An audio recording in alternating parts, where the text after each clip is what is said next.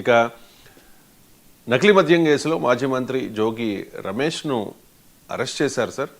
So arrest అయిన వెంటనే జోగి రమేష్ స్పందించారు. ఒకసారి జోగి రమేష్ ఏమన్నారనేది విందాం. జోగి రమేష్ బయట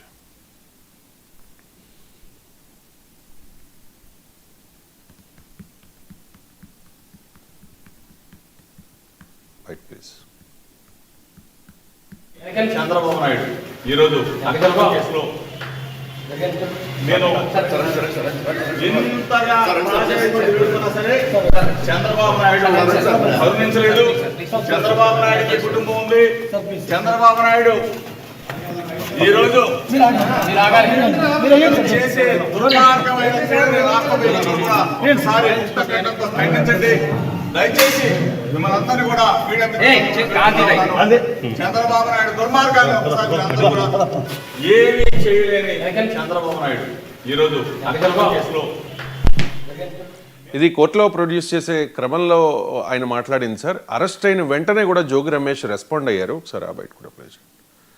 ఆ బయట ప్రకారం ఆయన అన్నది ఏంటంటే చంద్రబాబు నాయుడు తనను అరెస్ట్ చేయించడం ద్వారా రాక్షసానందం పొందుతున్నాడు అని చెప్పి అరెస్ట్ అయిన వెంటనే రియాక్షన్ సార్. సో దీని మీద వైసీపీ అధినేత మాజీ ముఖ్యమంత్రి జగన్మోహన్ రెడ్డి కూడా ఒక ట్వీట్ చేశారు సార్. చంద్రబాబు నాయుడు గారు, మీ నకిలీ మద్యం ఫ్యాక్టరీలు బయటపడ్డ వ్యవహారంలో అడ్డంగా మీరు దొరికిపోయి దీని నుంచి తప్పించుకోవడానికి నిస్సిగ్గుగా కుట్రలకు పాల్పడుతూ మా పార్టీకి చెందిన బీసీ నాయకుడు మాజీ మంత్రి జోగి రమేష్ను అన్యాయంగా అరెస్ట్ చేశారు. ముమ్మాటికి ఇది అక్రమ అరెస్టు. జోగి రమేష్ అరెస్టును తీవ్రంగా ఖండిస్తూ ఉన్నాను అని చెప్పేసి.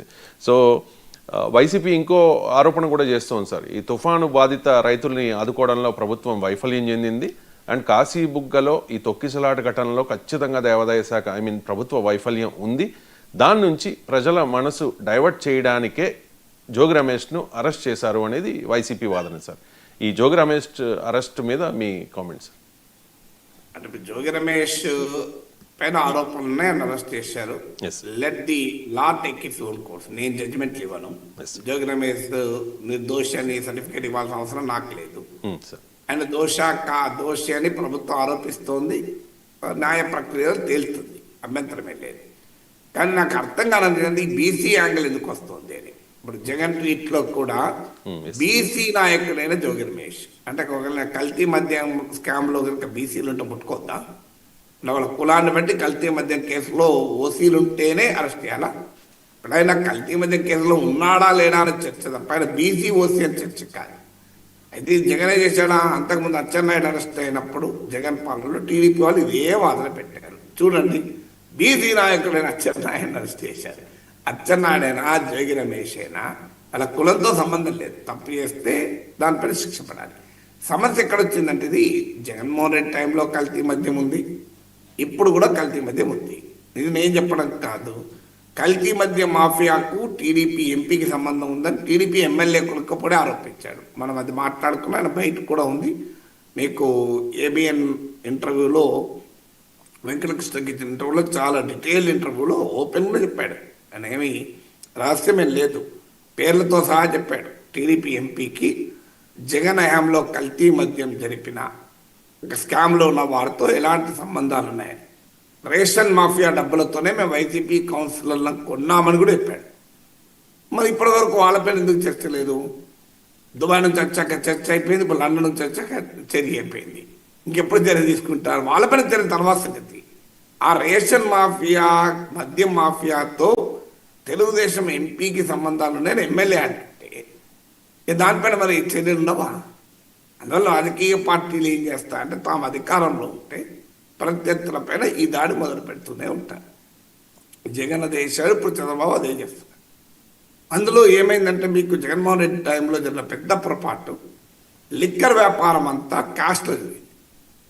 ఇంత ప్రపంచమంతా డిజిటల్ వైపు వెళ్తుంటే రోడ్డు పక్కన టీ అమ్ముకునే వాడికి కూడా గూగుల్ పే, ఫోన్పే అంటుంటే మద్యం వ్యాపారంలో మరి ఎందుకు డిజిటల్ పేమెంట్స్ లేవు అనే చర్చ మొదలుకొచ్చింది.